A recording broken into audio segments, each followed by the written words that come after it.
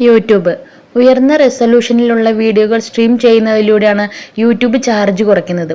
വീഡിയോകളുടെ resolution കുറച്ചാൽ ഈ പ്രശ്നം ഒരു പരിധിവരെ പരിഹരിക്കാം.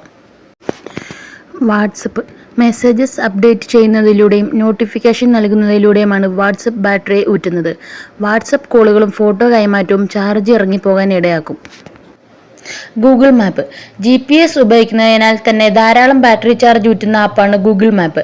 ട്രാഫിക് ഡേറ്റയും മാപ്പും കൃത്യമായി ആവശ്യമുള്ളതും ബാറ്ററി ചാർജിന് വിനയാകും.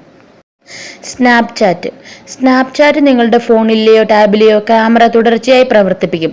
GPS, പുഷ് നോട്ടിഫിക്കേഷൻ എന്നിവയും ഫംഗ്ഷൻ ചെയ്യുന്നതിനാൽ ബാറ്ററി ചാർജ് കുറയും. ബംബിൾ മറ്റ് ആപ്പുകളെ അപേക്ഷിച്ച് ഡേറ്റിംഗ് ആപ്പുകൾ ബാറ്ററി ഡ്രെയിനേജിന് പ്രധാന കാരണമാണ്. അടുത്തുള്ള ഉപഭോക്താക്കളുടെ വിശദാംശങ്ങൾ നൽകുന്നതിനായി ധാരാളം ഡേറ്റ ഉപയോഗിക്കേണ്ടി വരുന്നതാണ് കാരണം. ടിൻഡർ അടുത്തുള്ള യൂസർമാരുടെ വിവരങ്ങൾ ലഭ്യമാക്കുന്നതിനായി ലൊക്കേഷൻ ആക്സസ് വേണ്ടി വരുന്നതിനാൽ ടിൻഡറും നല്ല രീതിയിൽ ബാറ്ററി ചാർജ് കുറയ്ക്കും. ഇൻസ്റ്റഗ്രാം ആപ്പും തുടരെ കണ്ടന്റുകൾ അപ്ഡേറ്റ് ചെയ്ത് സജീവമായി നിലനിൽക്കുന്ന ആപ്പാണ്. വിഷ്വൽ കണ്ടന്റ് ധാരാളമായി കയറി വരുന്നതും ഡേറ്റ കൂടുതൽ ആവശ്യം വരുന്നതും ബാറ്ററി ചാർജിനെ കാര്യമായി തന്നെ ബാധിക്കും.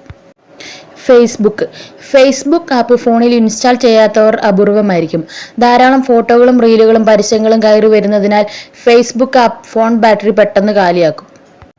സ്കൈപ്പ് വീഡിയോ കോളുകൾ ചെയ്യുന്നതിനാലാണ് സ്കൈപ്പ് ബാറ്ററി ഇല്ലാതാക്കുന്നത്.